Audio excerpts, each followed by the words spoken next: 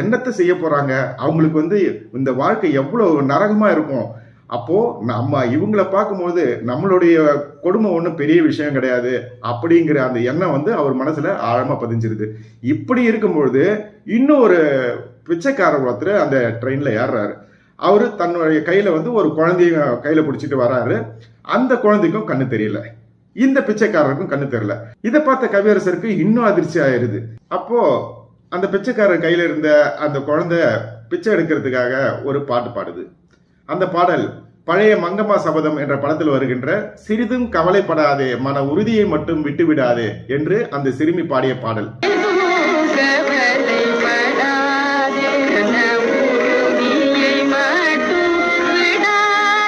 இந்த பாட்டை கேட்டதும் கவியரசர் கண்ணதாசனுக்கு அந்த குழந்தை தன்னை பார்த்து இந்த பாடலை பாடியதா நினைச்சுக்கிறாரு. ஏன்னா கிட்டத்தட்ட அவருடைய மனநிலையும் அந்த நேரத்துல அப்படிதான்.